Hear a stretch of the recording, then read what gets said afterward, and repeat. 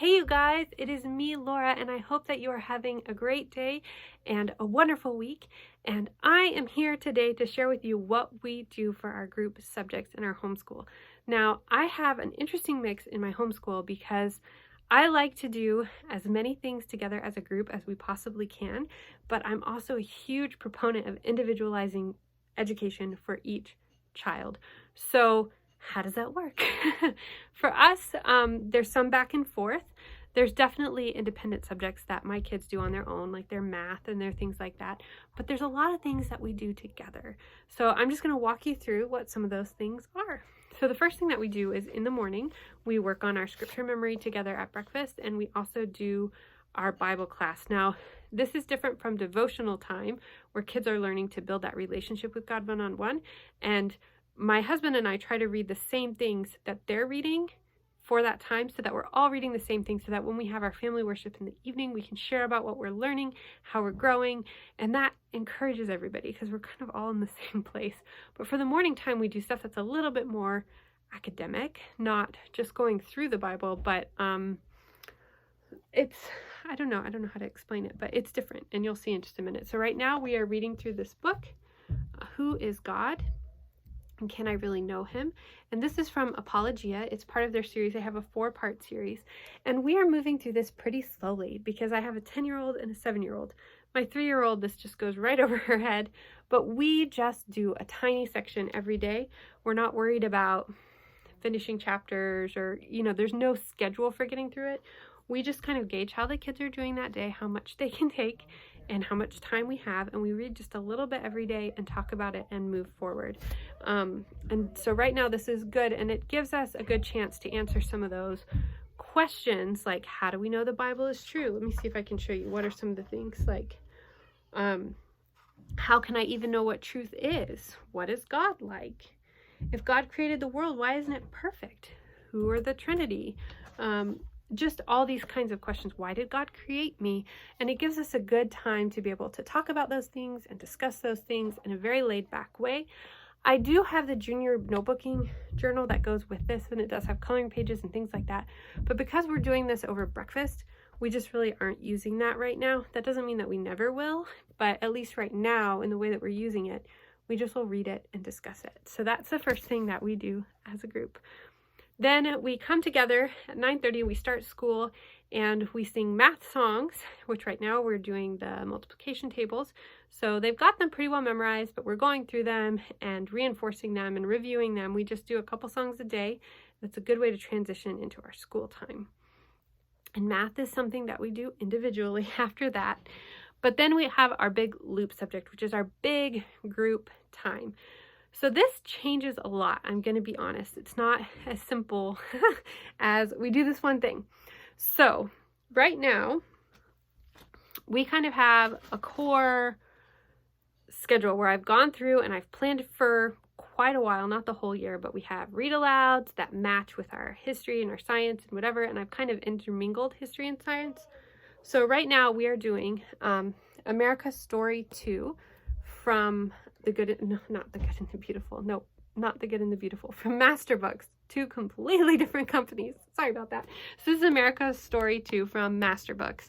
And we really like this as a spine for our history. So right now we're doing this, and we're doing post World War II history right now, kind of late 1800s-ish. It kind of goes back and forth a little bit. But we're doing this, and we're also doing, this is the teacher's guide. I've got the students one too, but this is God's design for the physical world. So what I've done is, this one we had already done the first one, which is Machines in Motion, and what we were doing is we were doing some of history and then some of this and then some of history and some of this.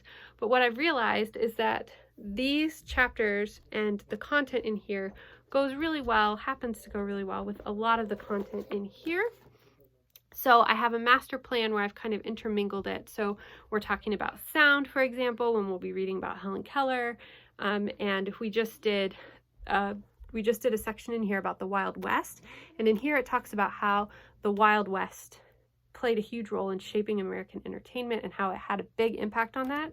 So we went through this book at the same time, and we're learning about the history of entertainment inventions. So it talked about the phonogram, it talked about film, it talked about, all of those kinds of things. So I've kind of intermingled them so that's like one huge giant unit study. Now, saying that, we're about to put this on pause, which we do.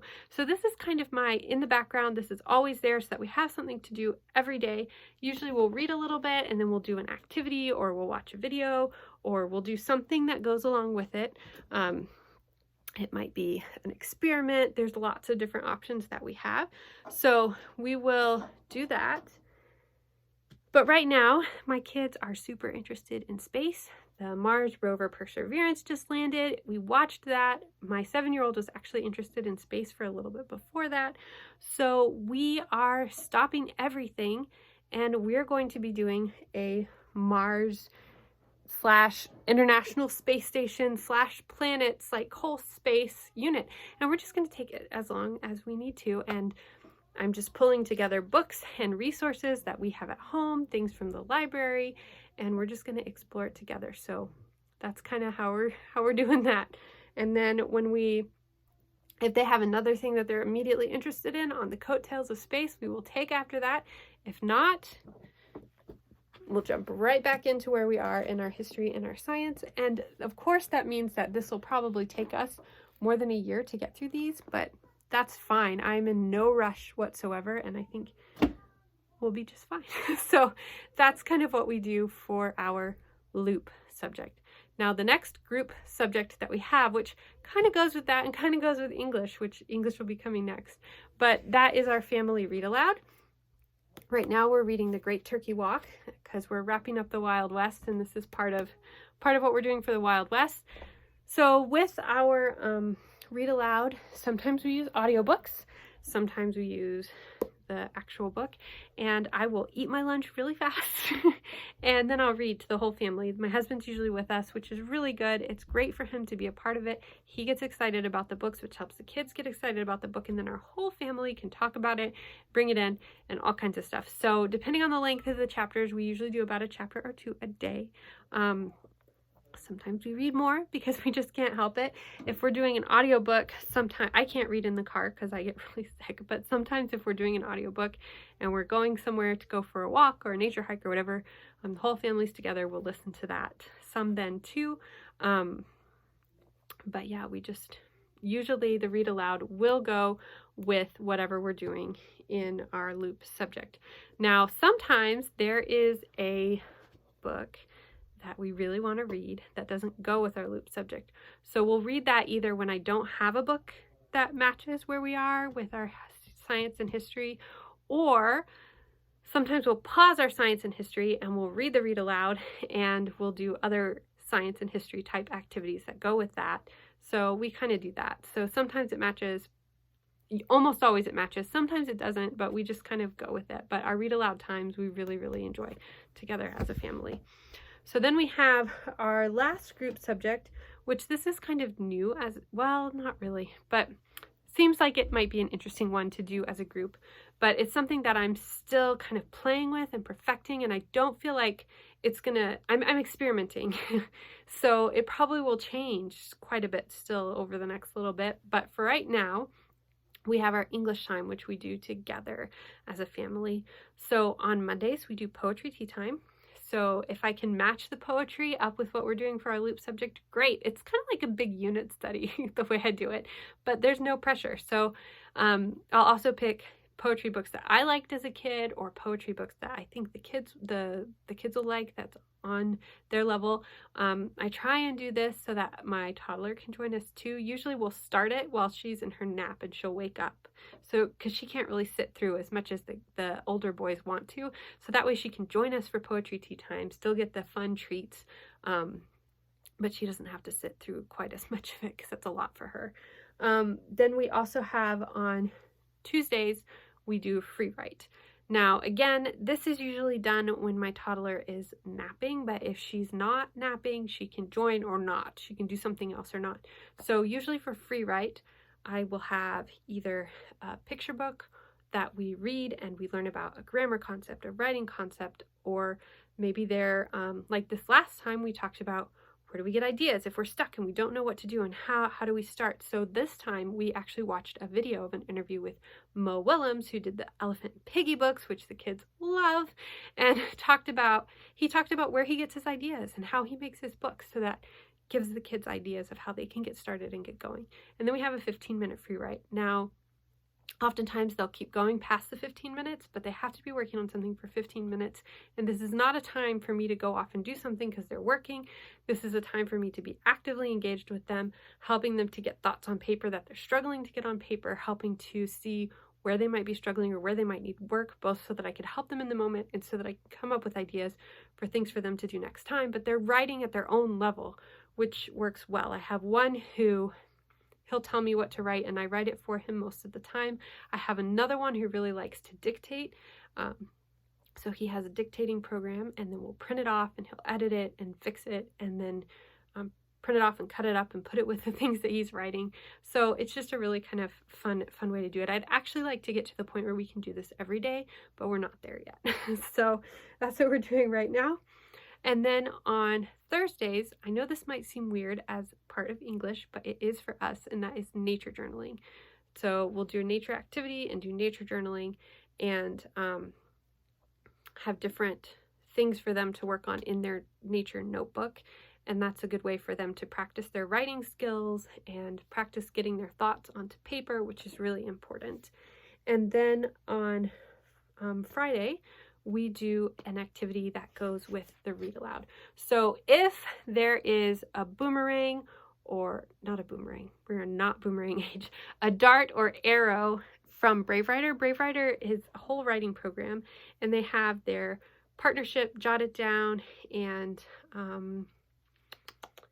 what is the one that my kids are in? It's not partnership. Oh, it's jotted down, partnership, and then it continues to go on and on. They have different levels of writing, and they teach you how to help your kids write.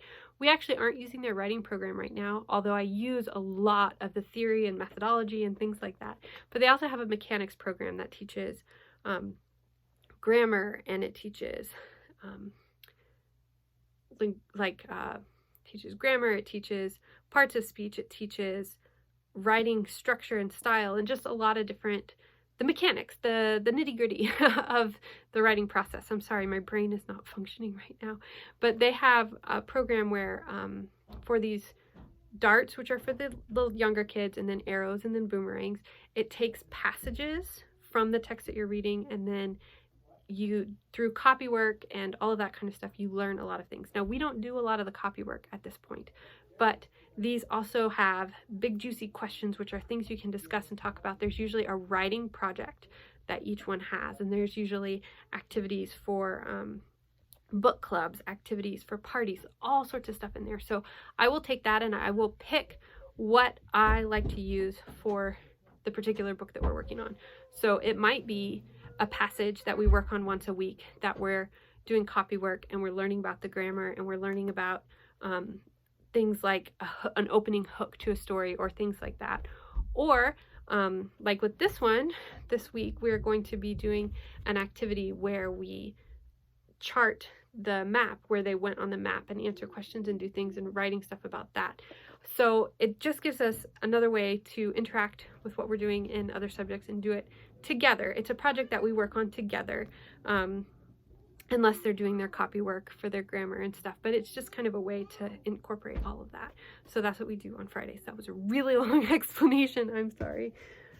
So other than that, that's pretty much it. That's what we do together as a group for our homeschool. So you can see there's a lot of group stuff, and a lot of it is done in such a way that we do it as a group, but everyone kind of works at their own level, and it works really well for us.